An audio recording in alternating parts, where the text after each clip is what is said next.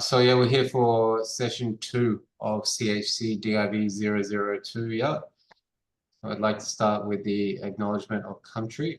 In the spirit of recognition, Haida Institute of Education acknowledges the traditional custodians of country throughout Australia and their connections to land, sea, and community. We recognize Aboriginal and Torres Strait Islander people as the first inhabitants of this nation and the traditional custodians of the land on which we work, live, and study. We express our gratitude for the sharing of this land and our sorrow for the personal, spiritual, and cultural costs of that sharing, and hope that we may move forward together in harmony and in the spirit of healing. We pay our respect to all First Nation people and acknowledge elders past, present, and emerging. So our usual housekeeping, cameras on and microphones on mute, please. Raising your hand if you want to participate and not smoking or vaping on camera. And as usual, be kind to yourself and respectful of others. If any of the content is triggering for you tonight, please access your personal supports. And we'll take a break at 7 and 8 if we need to. All right. So we're looking tonight at First Nations history after colonization, yeah? So I'm just going to start with a little video to warm us up, and then we'll get into the chat. First concept I wanted to talk about tonight was the contact between the first settlers and the Indigenous nations at that time. So can you tell me what you understand of the concept of terra nullius? Anyone want to have a go at that one? Was it first decreed by a pope or something? Basically, if there was no God-fearing people on the land, it was up for grabs. Is that? Yeah, that's just definitely part of it. Yeah, like, yeah, that's how they justified the religion. The other one was it's not being used by anyone, really. Yeah. So basically, it just means it didn't belong to anyone. They didn't recognize it as having an owner. And as such, there was no treaty or agreement ever entered into with the Indigenous occupants. And I mean, that's still the case today, what, 236 years later, still no treaty. Is it based on the fact that they were sort of more nomadic and didn't have established like settlements? Yeah, basically they weren't working the land as they saw it. Yeah, what the European version of working the land, right, didn't fit in with what they called it. Obviously, they were a little bit biased on that.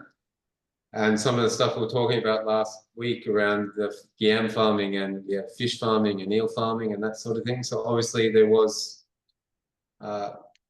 elements of working the land in place, but yeah, I think the British kind of just made that up. That's what made it okay for them, yeah. So that's what they went with. And that was pretty much the reasoning behind why the Indigenous occupants weren't seen as citizens or a nation of people either, yeah. And resulted in some truly horrendous treatment for well over a century, yeah. That started to change around the late 1800s, yeah, and in the early 1900s. And they kind of more went for a,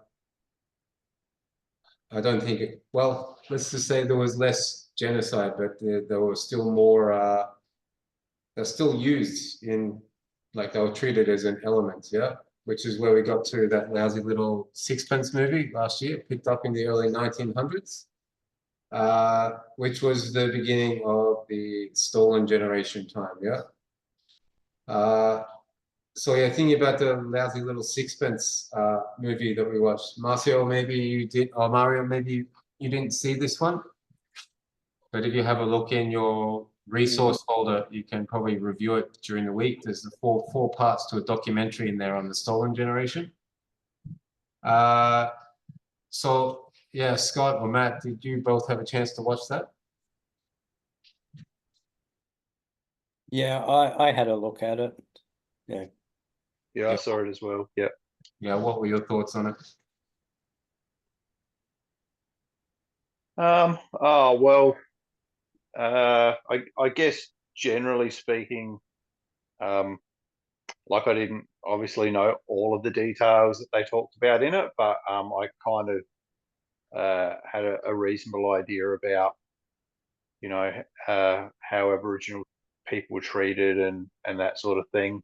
I hadn't had a chance to sort of learn anything about like how like protesting started and that sort of thing. Like I kind of knew it happened, but it was interesting to see that in a little bit more detail. Yeah. So Yeah, like well, that was the early 30s where the first real yeah, I organized. think so. Yeah.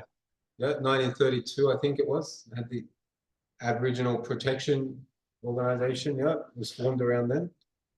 But unfortunately, yeah, World War II came along a few years after that, and it was disbanded at that time. I found it interesting there that despite the fact that a lot of Indigenous men served in the Second World War, there was no real groundswell of support for recognizing them as citizens after the Second World War. Yeah. Citizenship. Does anyone remember when they actually got to citizenship? 67, wasn't it? Was 67. Yeah, that was when there was a referendum to change our constitution. Interestingly enough, it was the last successful referendum, I think. Yeah, the last time we actually voted yes. And I don't even think there was a no campaign in that one either. Well, yeah, do you know what the result of it was? Do you remember the figures on it? No, I don't. Sorry, no. It's like 90 or 91% voted yes on that. Yeah, Yeah, right. right. Which I guess would be at that point, they didn't have the right to vote federally in the Queensland, Northern Territory, or Western Australia at that point either. Obviously, they did afterwards. Or sorry, they did not have those rights. Yeah, and even though they had access to Social Security, they were put through a lot more. Had to jump through a lot more hoops, and there was a lot more invasive investigations before they were allowed to access that sort of support. So basically, the idea was, all right, yes, on paper you're citizens, but still really not, yeah. And of course, we were still going through the process of the stolen generations at this time, yeah. And did so well into the 1970s. And interestingly enough, yeah, like, so still stealing children of Aboriginal families at this time after that vote. And the 1970s is also when we came up with the White Australia policy, yeah, which is quite an interesting policy to bring into place after you've just recognized Indigenous, non-white Indigenous people as citizens of the country. So let's talk a little bit more about what we call as the stolen generations, yeah. And we say generations because it wasn't just one. So it was happening as early as 1890 and continued for 80 years. So that's 3 or 4 generations of children that were stolen there. So where were these children taken majorly?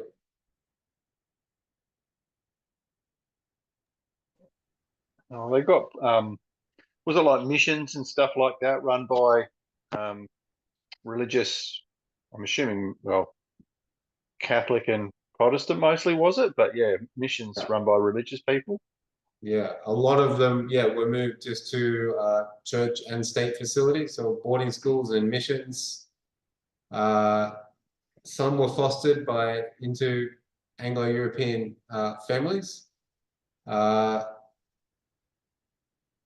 So, yeah, I mean, what do you think will what were the actual people at that time thinking?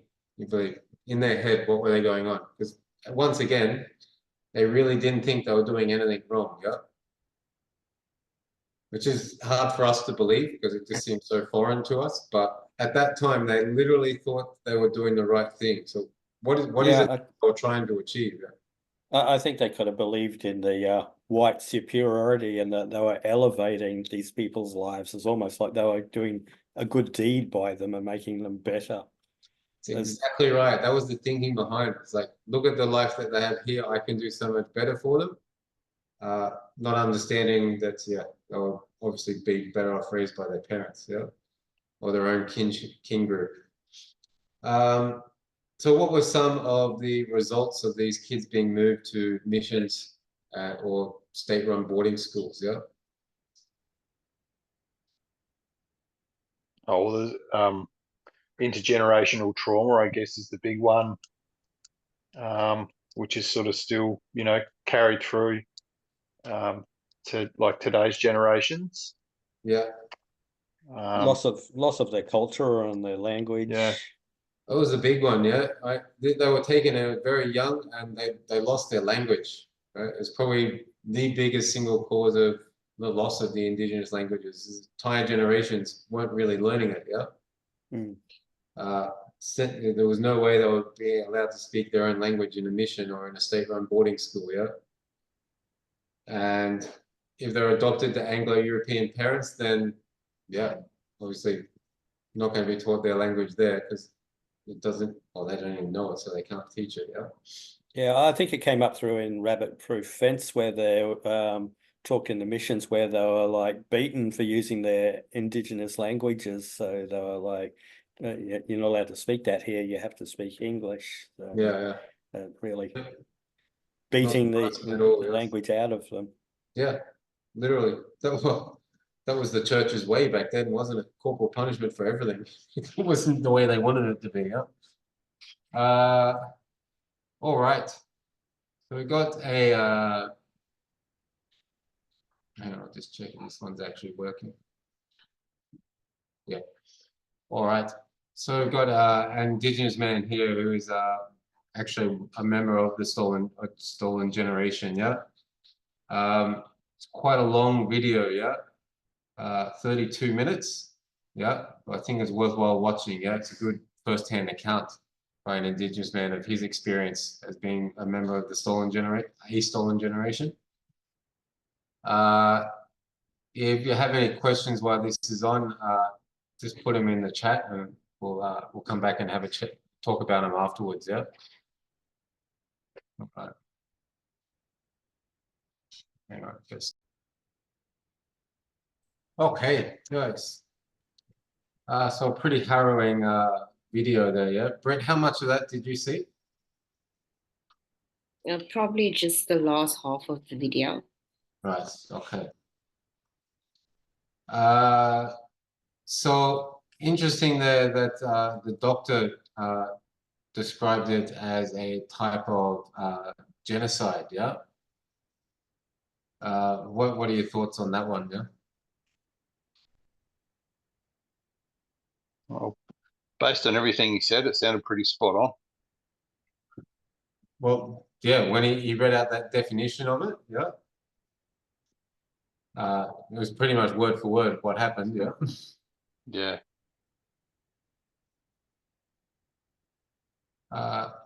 Do you think that was their intent? Yep.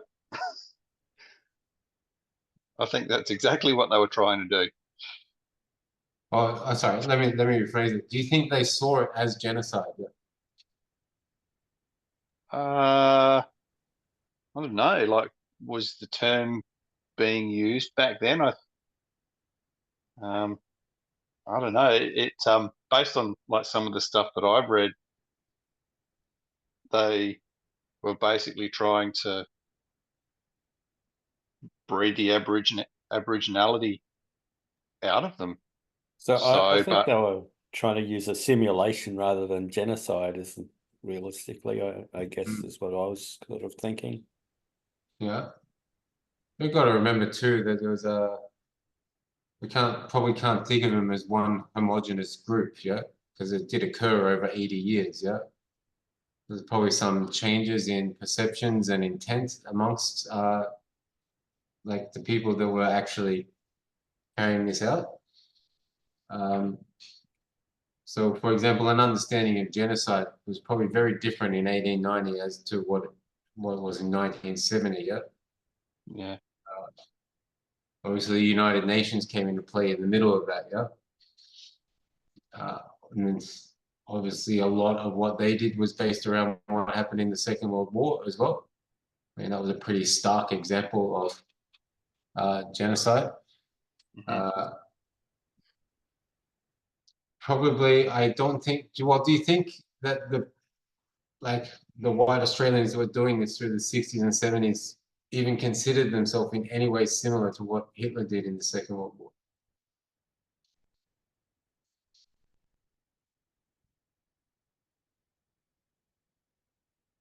Tough question, yeah.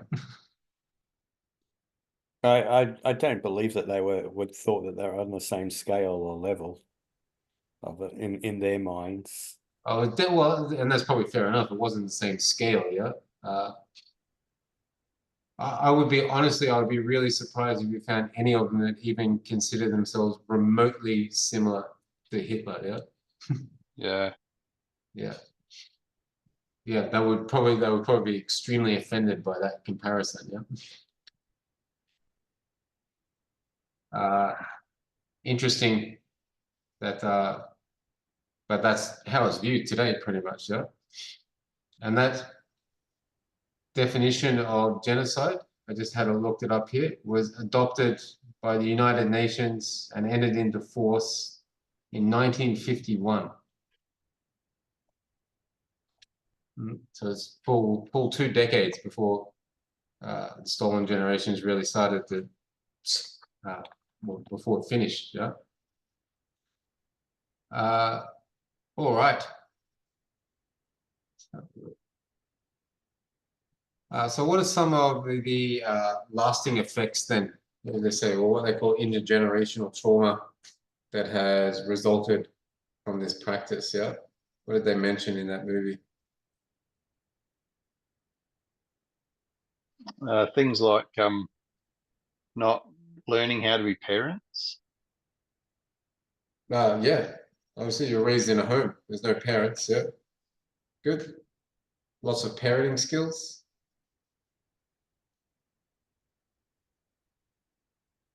What about for the individuals? What were some of the effects that had on them? Well, mine's going to the when they talked about the person who the only feeling of cuddling was being raped. So it's that not knowing affection of what that actually really was. Yeah. Okay. So and not be able to pass on that nurturing aspect because you haven't felt the love sort of thing. So yeah, well, you can't teach what you don't know, yeah. That's yeah. Good. So some other like common ones, obviously there's real problems around insecurity and lack of self-esteem that comes from that. And in more like serious cases, there was depression and suicide and criminality, violence, and yeah, it was another common response to it, yeah. And then the big one, abuse of alcohol and drugs, yeah, really started to become prevalent as a result of that, yeah. I don't know if you guys have heard, but I haven't really heard of any like real alcohol or drug problems amongst indigenous people like prior to the world wars, yeah. I've never really heard anything information on that. Have you guys heard any different about that? no, I haven't heard any information on that. No, it doesn't. No. Not really anything I've heard reported on or everything until after the Second World War, yeah. All right. So we're going to have watch another quick video here now. This one around, it's a pretty triggering topic, yeah. So I might actually do a bit of a poll here, yeah. So it's around teen suicide rates. It's a little bit, yeah, not exactly a fun-loving topic. Yeah, you guys okay with it? Yeah, you're all right with watching it? Yeah, okay. Yep. All right. Yep. Yeah. Okay. Let's have a go.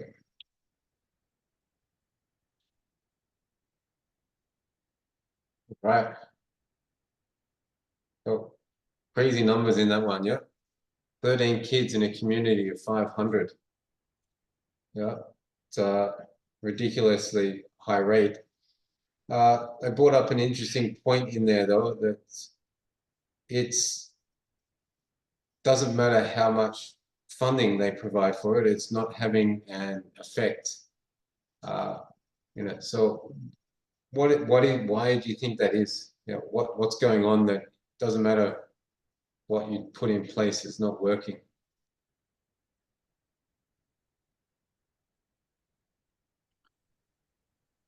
Or what's wrong with the support that they're getting then? Why is it not working?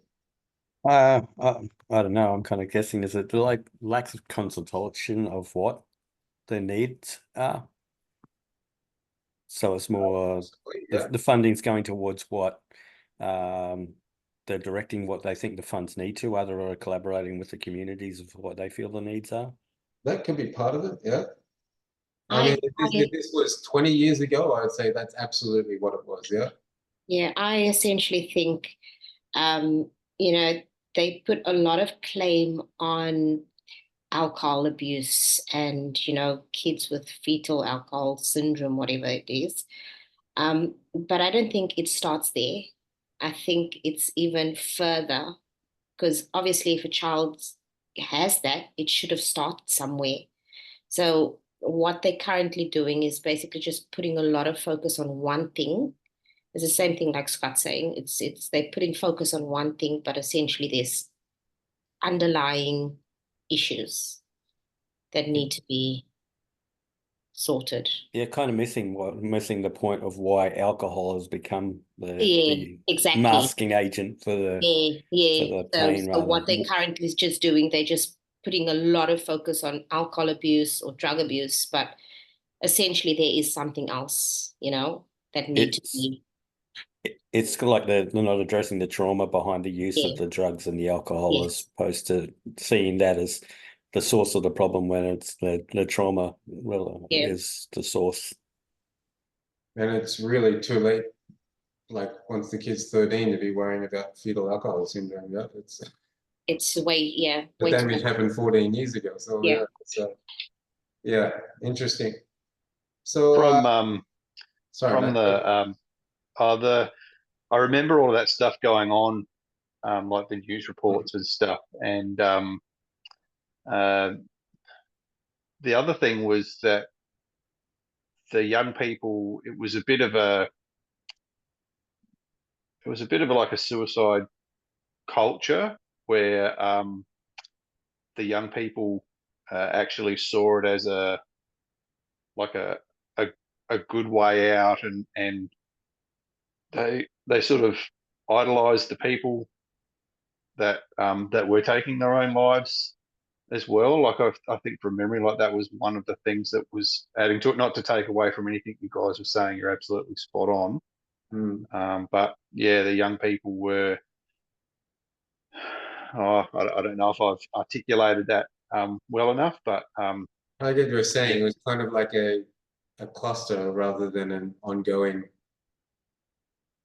yeah, it was. ongoing Yeah, thing. they were sort of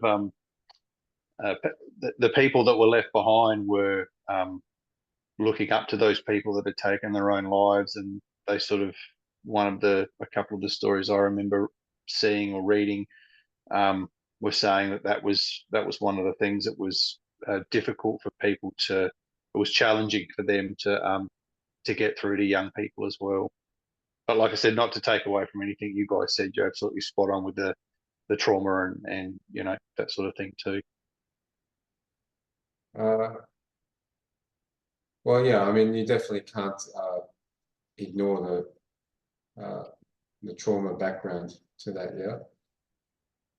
Yeah. So interesting, yeah. So where does the solution come from then, do you think, yeah? I think we've had a lot, 40 or 50 years of white people trying to solve the problems, and it doesn't really seem to be working, yeah?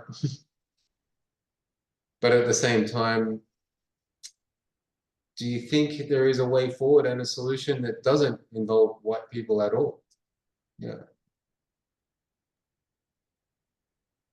I don't think it will ever, you know, the so let me explain why I'm saying this, right? So I'm South African and I've gone through, I don't know if you know about the apartheid era, and where it was blacks, whites, and the mixture of people. So we were called colored. So I'm colored. I've got mixed. I still don't know what is my race because I've got family all over the world. Mm-hmm. But essentially, I think because we've got a certain culture, others won't understand my culture. And it takes education. I'm learning. This is completely new to me. I don't know the Aboriginal background. It's interesting because it's fairly similar, but I think it's worse in certain ways. Mm. But I also think that you need to experience some things in order to help someone that's going through something, if you understand what I'm saying. Mm-hmm. So their trust might not be completely trusting in white people because of what happened in the past. Yeah. So it's the same with me. It's exactly the same. So you get, you go back to South Africa, you get white people, but then you also don't trust that white person because you don't know what their motives are. So I don't think it will ever get to a place where there would be a complete trust. So yeah, that's my 5 cents, but it's just, that's what I think. And also watching all these documentaries, I'm like, can you help, or is it's a tough one. Mm-hmm. Yeah. And you have a look at a lot of people that are advocating for Indigenous people in Australia now are still extremely white. Yeah. But it's interesting. They also have networks and influence that does allow for greater, like, what's the word I'm looking for? They're not greater representation, greater or more resources to be brought to bear for the topic as well, yeah? Mhm. But they also have no understanding of really the people that they're trying to help. Exactly. But without them advocating and then bringing those greater resources, are those people better off? Well, it's a very tricky topic, yeah? Yeah. I think that's where education comes in. We just need to educate ourselves and, yeah, in order to help. Yeah. Scott, Matt, what do you think about that? I was thinking in a way, I think the really lack of understanding of the culture is like, particularly kinship is like, I think I've heard a lot of other white people saying like, but that was generations ago. So not understanding the kinship and how that feels of how the lady mentioned she never met a mother, but the loss of a mother affected it. So a white approach isn't understanding that. So like there's a kind of thing as well. That was years ago, so they've got to move on. Thought process of white Australians, whereas not understanding that culture of how it really is generational kinship and deeper into it. So thinking let it go, but it does mean so much to them. Do you think that the last 200 or so years has changed Aboriginal kinship in some ways? Like you can never go back to what it was, or I think so in a way. I mean, I think all cultures develop and change over time. So through technology and processes and and everything like that. I think culture does change and develop, but I think there's some things that just seem true to them, that there will be aspects of the culture that remain forever. Yeah. All right. And so yeah, I guess the big question is, where does the country go from here? Yeah. What, I think in the last 10 years in particular, but probably for most of my adult life, we've kind of been moving in the right direction. I'm not exactly sure how well we're doing. You can look at facts and figures and that sort of thing and suggest that there's some sort of improvement. But at the same time, you still see people getting online and calling Latrell Mitchell like all sorts of racial, and you're like, what the hell? How are we still doing that? Yeah. So yeah, where do you think we go from here? Yeah. Yeah, I think even the results of the referendum is like almost a backward step, that it wasn't accepted, and whether, yeah, I feel like that proves that we're nowhere close to moving forward yet with the referendum being a no response. What did you think of the Indigenous people who were supporting the no vote and their reasonings behind doing that? I thought what was interesting with all of that the no vote had lots of different aspects to it. So like it was either yes or no, but some people that voted no almost had polar opposite views to other people that voted no, but none of that was sort of reflected in, because it was just one word, it was just no. So you know, you had some people that were voting no because it didn't go far enough. And then right at the other end of the spectrum, you've got people that were voting no because I don't know, I guess they Because just they're didn't racist. agree with it. Yeah. Yeah. Yeah. So definitely a section of Australia that voted no just because they're racist. For sure. yeah, like Yeah. I mean, yeah, that's right. You see politicians get on Q&A and say that Australia's not a racist country, and it Well, just I mean, and I hate that. I hate that term that we're in a racist country, yeah, because that it makes it sound like there's just a bunch of people running around here and we're all racist, yeah. I understand why people bristle about that term. I mean, I agree, racist Ben. people in Australia, absolutely, yeah. I agree. I tend to think that there was aspects, especially for the English European background, where government policy was racist, but I don't believe that the majority back. I think it was the Wharfies support were the major supporters of the original protesters. So there was part of the population that were willing to stand up against the government. So I think, yeah, we've had racist policies, but as a whole, have we been a racist nation? I'm not so sure. Yeah. And I mean, you look at our history and it's very easy. You know, I mean, I remember watching a video not so long ago, and it's quite a while ago now. It was when we were having the referendum for becoming a republic, yeah. And I was talking about the referendum before that, which was to recognize Indigenous people as, you know, citizens. And they showed this clip of a guy being interviewed on the street, just middle-aged white guy, and he just straight up was dropping N-bombs and everything about like why he was voting no for it, yeah. Like, and that was just a common thing. And this was on the national news at night, just broadcast straight out there, yeah. So you watch things like that, and it's hard to say we're not a racist country. And it was probably a fair assessment in the 1960s, yeah. Do you think it's a fair assessment in the 2020s? I think kind of depends where you live a little bit. Like I live in a like a regional town, and there's a lot of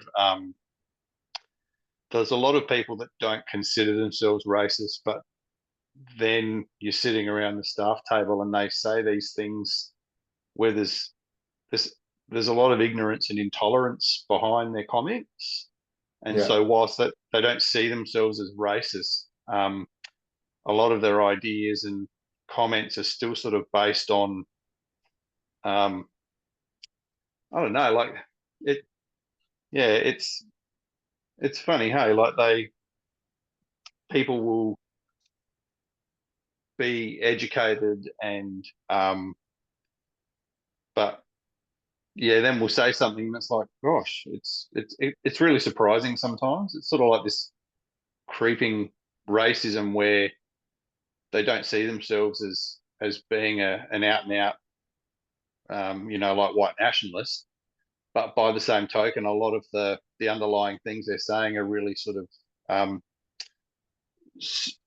yeah, it still sort of has racist undertones.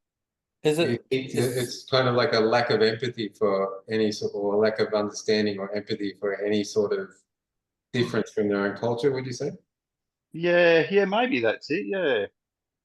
Like, I So- mean, if you just got every single person in Australia to watch that video that we just watched, you'd like to think that that would change some people's minds, but you still sort of, you have to go and Yeah. seek that sort of stuff out. It's not taught in schools and all those No. sorts of things. I don't know. I think me and you are probably about the same age, Matt, but all I got taught was Captain Cook and the First Fleet when we did history. Yeah, totally. Yeah. There was no And mention of anything Indigenous. Yeah. Yeah, yeah, like and One time we had two Indigenous guys come to visit the school, and they bought some like yams with them for us to try, and then we went down the oval and watched them throw boomerangs. That was it. Yeah. It was like, that was the entire exposure I had to Indigenous history and culture in primary school in Australia. yeah, and a lot of the past is like the stories around massacres and like the content that we just watched in that video and stuff. Like it's actually quite confronting. So I don't know how you can, like, if you're teaching kids in primary school about that sort of stuff, like there's a bit of a, there's a bit of a content warning, or like, they need to be old enough to hear those stories, whether it's about Indigenous culture or, happening in a different country or whatever. Like there's some pretty confronting things that happened in our past. So, but like you hear people talk about truth telling and that sort of thing, and I think that's the sort of thing that maybe will help people develop a bit more empathy and understanding for how we've come to be in the situation that we're in now. Yep. Yeah, and you could, I guess, those attitudes you're talking about, or it could also just come from ignorance. Yeah, like they don't know. Yeah, Yeah. but it's not like it's secret information, like people. But it's not. You've got to go looking for it, I guess. So if you're not that way inclined, then you remain uninformed, I suppose. Yeah. No, and I mean, you're right. It has to become part of history that's taught at school. Yeah. I mean, that's the way to do it. That just takes a generation for it to really disseminate, though, doesn't it? Yeah. It's a very slow process. Yeah. Even the things they were talking about, like the solutions that Mick Dodson was talking about in that video, like I'm assuming that was back in the 90s. So here we are, like 30 years later. It was And some before of the those apology, definitely before the apology, wasn't it? Yeah, totally, yeah. Yeah. So here we are 30 years later, and some of those really basic sort of practical things, haven't been done.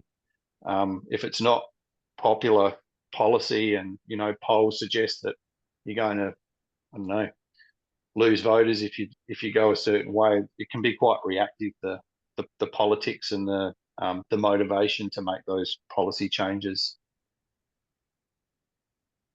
Yeah, you're right.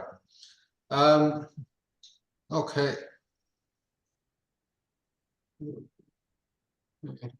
So we spoke a little bit earlier about Maralinga, yeah? So that was just yet another thing that was perpetrated upon Aboriginal communities, yeah?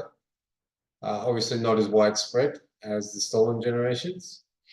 So yeah, Britt, are you aware of this? Yeah? No. All right, so basically Maralinga is a place in country South Australia where Australia allowed Britain to conduct nuclear tests in the 50s and the 60s, and pretty much didn't really tell anyone what was going on. So as a result, the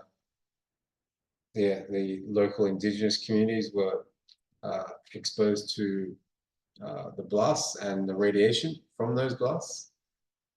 They were nice enough to put up some warning signs in English that the locals couldn't read, so kind of pretty useful, pretty useless, yeah. And of course, all of these bombs were let off across a whole bunch of what the local people saw as their Dreamtime tracks, and were connected to their stories and their creation stories, basically, yeah. Oh yeah, just another example of complete lack of disregard for Indigenous culture, yeah. All right. So thinking about, let's talk about how we talked a lot here about what has happened and what's got us to this situation that we're at in our country. Yeah, but the whole idea of this is that it gives you perspectives that you can use when you're at work on a daily basis. Yeah. So what is it you think that you've learned from this that you can actually then now go and apply it in your workplaces?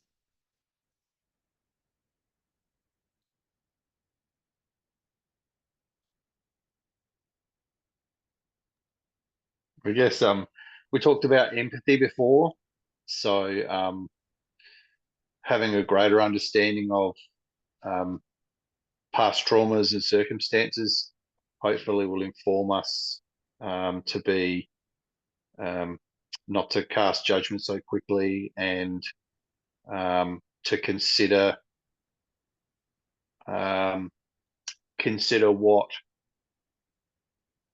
what thoughts or feelings or traumas might be behind the behaviors and the actions that we see. Mm-hmm. Yeah. So I heard a statement from a politician not too long ago, and kind of, for me, it personified or really exemplified just how clueless some people are.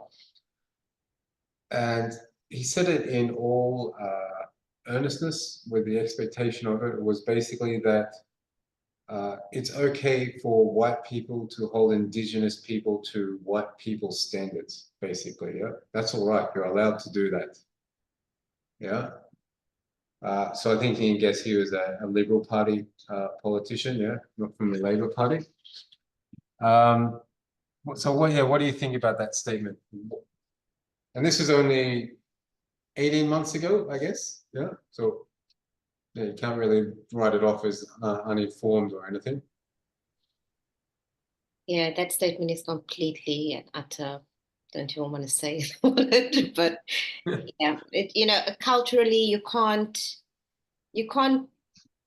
treat people the same because we come from a different background, all of us, Mm. So it just, you can't. No, it's just that statement doesn't sit well with me. Mm. Years ago at school, we had we were talking about the difference between equity and equality. Mm-hmm. And there was a graphic where there was 3 kids. There was a footy game over the fence, and equality was where all 3 kids had the same size box to stand on to look over the fence. Mm-hmm. Whereas equity was about making sure that each kid could see over the fence, because of course one tall kid could see and a medium kid couldn't, and then a little kid definitely couldn't. But then Right. equity is about all 3 of them being able to see over the fence. So I guess it's about considering all of the other things behind that. Yeah. Interesting. What do you think people need to do on it at an individual level in workplaces to try and deal with this sort of, or help with the current situation?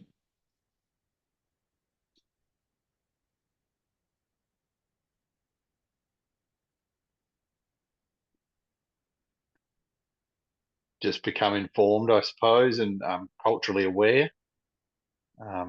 Whether it's cultural awareness training and that sort of thing. Yeah.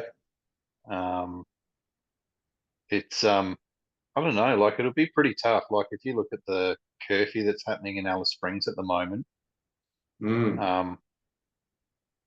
it's very difficult. Like some people are, I think, going to find it pretty difficult to show empathy if they're living in a place like that where they see things happening or things are happening to them. It might be difficult for some people to have empathy. Yeah. So that might, extend the problem out even further.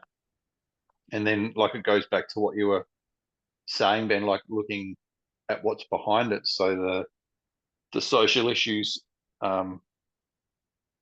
in some of those communities are a result of policy over generations, and this is sort of the end result.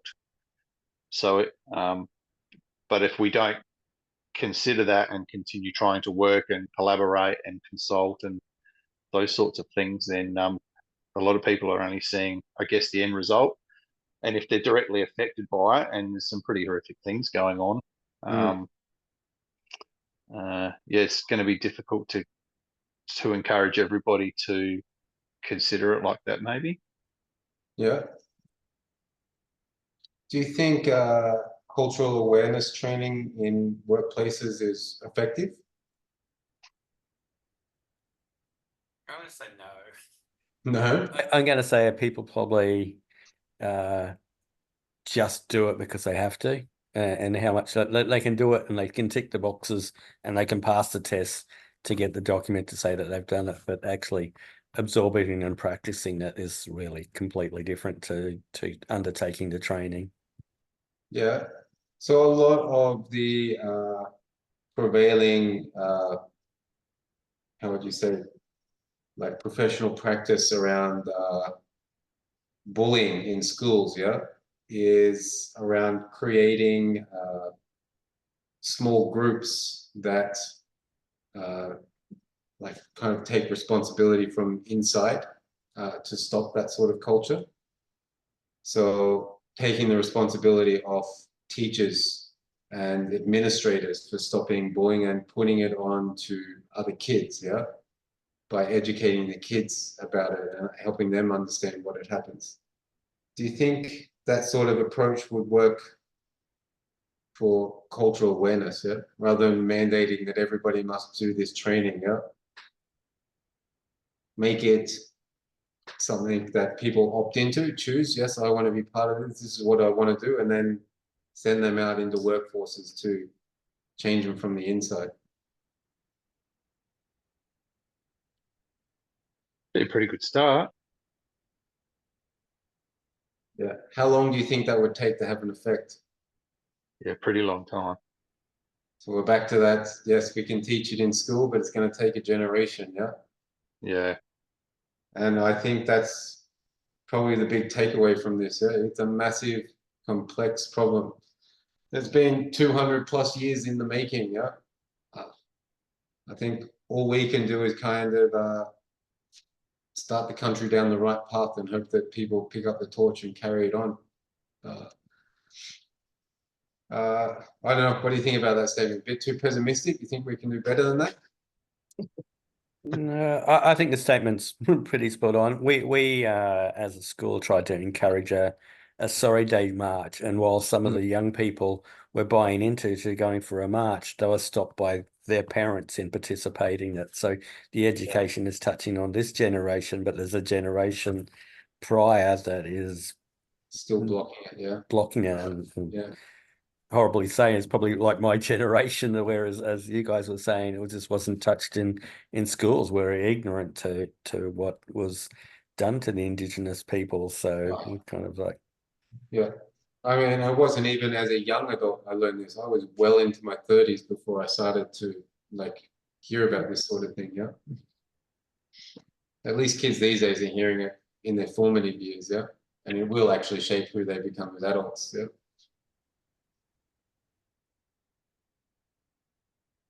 All right. Oh, geez, we're at 8 o'clock already, yeah. Let's have our last break and then we'll come back, yeah. Yep. All right, so we'll be back at, Yeah. it's 8:05, we'll come back at 8:15, yeah. yeah.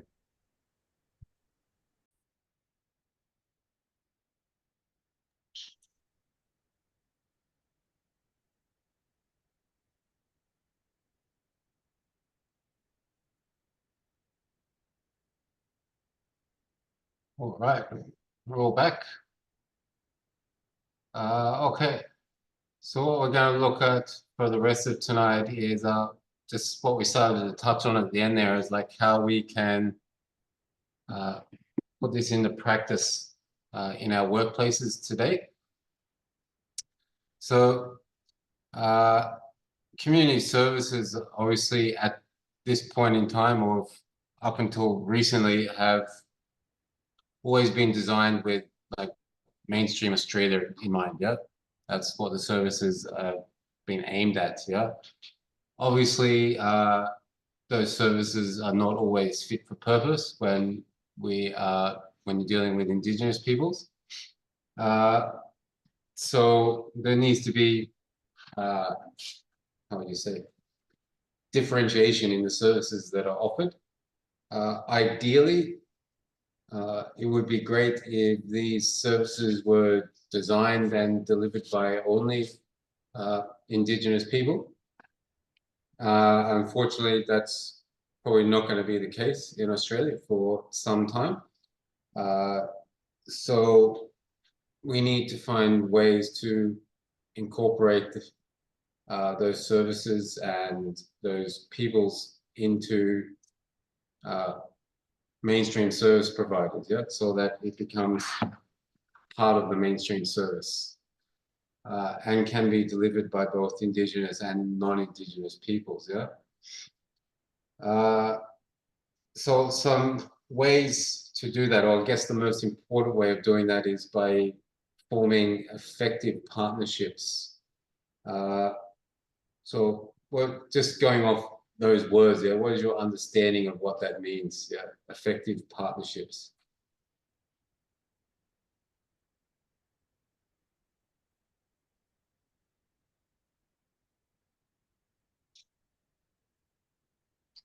Maybe that there's no sort of one model or one way of finding a solution, and in the word itself, effective, I suppose. So it could look different depending on different places, but that measure on outcome as opposed to process.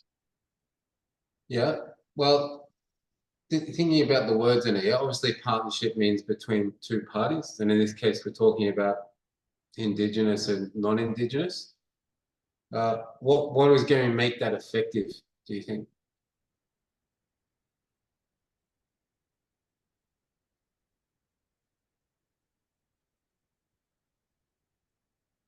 Not sure. Okay, so basically, the only way a partnership ever works is if there's a benefit to both parties, yeah? If you don't reach a point where everybody involved feels like they're getting some benefit out of it, then at some point that partnership's going to fall apart, yeah? So that's basically what they mean by an effective partnership, is that it's not non-Indigenous people just telling Indigenous people, this is what you have, off you go and do it, and vice versa. It's not just Indigenous people saying what they want and then being giving it, yeah? There is a literal partnership there, right? That involves both people or both sides of it, understanding exactly what is available to them, taking the time to learn about each other's cultures and groups, and actually having a true interest in it, yeah, not just like the fake interest, like everybody goes along to the cultural awareness training because they have to, yeah. Right, there has to be a genuine and continuing interest on both sides, right, to learn about each other and understand each other and form that effective partnership, right? Now, how you guys can do that in your day-to-day work in the service is just through networking, yeah, spending time in the communities that you serve. Go out, meet the people, listen to their stories, right? Understand their backgrounds. Even if these people are not your clients, right, and never will be your clients, right? They will know who your clients are, right? And if you've got that presence in your community, they've seen you out there doing that sort of thing, and they're going to say, oh, okay, this person's having this problem. Go and talk to Scott, or go and talk to Britt, or go and talk to Matt, yeah? He's a good guy, she's a good woman, yeah? They can help you out. But again, I think the most important part of what I said there is the genuine bit, yeah? Right? That can't be fake, yeah? You can't be the politician out there glad-handing because he just wants some votes and then he's just going to shine you one afterwards, yeah? Right? You have to approach it with a genuine interest and a genuine intent to form lasting partnerships with the people you want to serve, yeah? Probably what makes this sort of industry so hard, yeah? Not a lot of people actually have that genuine intent and that genuine concern. And they're probably the ones that flame out after a short amount of time in the industry, yeah? All right. Oh yeah, we'll expect that. So some specific things that you can do in your services, and a lot of these I'm guessing are already put into place. So you should have an acknowledgement of country displayed in your service. As we started with, like, custodian of the land is kind of the basis of, you know, or one of the strictures of Indigenous culture, yeah? So acknowledging that like they are the custodians of land is a very important way of showing inclusivity. And that doesn't mean that you put it on a tiny little thing, tiny little poster in the lunchroom, yeah? Right? It has to be prominent so that everybody that comes to the service sees it, yeah? So probably right inside the door, right? In an extremely prominent, easy to read place, yeah? I guess being the 21st century as well, it's also something that would be good to include in digital communications, like as part of an email footer or something like that. Yeah. Newsletters, if that's something that your service does, right? Also having it as part of that. But again, that is something that should be an acknowledgement of country, yeah? Not to be confused with the welcome to country. Right?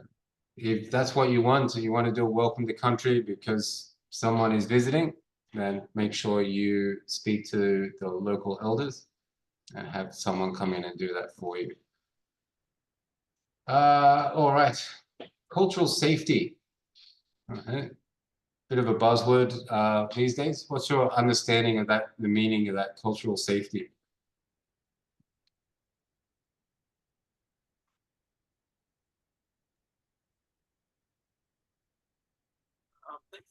That a person has a comfort, safety factor in practicing their culture without being judged or prejudiced against them? Yeah, good. Yeah, so it's very hard to quantify something because it is really a feeling. Yeah, but if you have people that are coming into your service and like they're worried about some sort of cultural practice doing that inside your service, then obviously it's not a culturally safe place for them, yeah? Right? And this obviously this extends beyond Indigenous people, yeah? Right? If you have an Islamic workmate, they should feel free to turn up in, there's a female to turn up in their burqa and to stop and pray when they need to. Yeah, all of those sort of things, yeah? So it extends beyond Indigenous people, yeah? But in particular, I guess that it would be a policy of cultural safety would be a document for non-Indigenous people so that they understand, first of all, the motivators, like, so what we've been talking about for the last 2 weeks, the history and all that before it, what's created the current situation we're in, but also like how to respond to Aboriginal people, how we respond to families, what we do and what we don't do. Yeah, a big part of what happens in high schools in Queensland now is that teachers are taught, all right, so if you have an Indigenous kid who's acting out, right, you can't treat them the same way as you do a non-Indigenous kid. You have to have different intervention strategies there, right, to deal with those kids. And it's all based around what feedback from the elders in the local tribe on, like, yeah, right, this is what these kids need in this situation, yeah. But at the same time, very much not just letting them push that on to the Indigenous coordinator, right? It's very much a, right, we're empowering you so you can deal with this in your classroom, whether you're an Indigenous teacher or a non-Indigenous teacher, right? Everybody has to understand that and be able to put it into practice in the workplace. So I think there was very much a culture for a long time in schools and everything. It's like, if you have a problem with an Indigenous kid, you just, right, and call what they call the community education counselor in Queensland schools, yeah? Just call them, let them deal with it, yeah? That's kind of, that practice is being run out now, and everyone's expected to apply that sort of thing in the workplace. As I'm sure any workplaces you go into will have a very similar policy, yeah? It's not a, right, the Indigenous workers deal with the Indigenous kids. It's right, everybody is responsible for all kids in the school, regardless of their ethnicity. Yeah? Hey, Ben, Yes. do just as a matter of interest, like, do the students, like all of the students, have an understanding of those kinds of practices? So, like, I'm thinking, for No, instance, no. in our school, like, some kids will act out, and because of circumstances that we know of outside of school, on the surface, it can look like that kid doesn't get like an appropriate consequence or something like that. But we're considering all of the background stuff. Do the students understand that sort of thing that you were describing? They don't have an understanding of where it's coming from or why.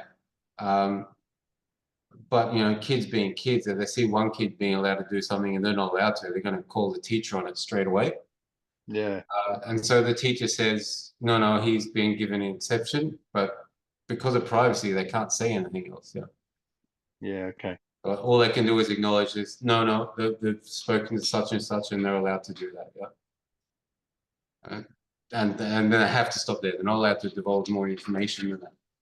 Right? That's breach of privacy. They own it. We can't say such and such can do that because they're autistic, or such and such can do that because he's got ADHD. They're not allowed to say stuff like that. Yeah. All they can do is acknowledge that it's, what's the fancy term that they use for it? An authorized, forgotten the word for it. Accommodation, an authorized accommodation, yeah? Yeah. And yeah, that's the end of what they say. So the kids really have no understanding of why it's happening. They just know that some kids can do things because the teacher says so. Yeah. Okay. Yeah. Let's see. Culturally, where are we up to there? Culturally safe policies. So yes, as we were saying before, yeah, the partnership, obviously this policy is not written by the people who run the service, yeah, whether that is, yeah, has to be done in consultation, and it should be specific to the area that you're in, yeah. So you notice that map that we had last week, over 500 different Indigenous nations. So if your service is servicing a particular area, then your culturally safe policy should be tailored for the local tribe in that area, and they should be the people that you're consulting around that. Yeah, there's no. This is the cultural safe policy for First Nations people in Australia. Yeah? Doesn't really go like that. Rightio. And of course, no policy like that is a set and forget type of thing. So it should always be reviewed and updated, I would say on at least an annual basis, but any sort of critical incident could also result in a review around that. But yeah, an annual review at the very least. Straight.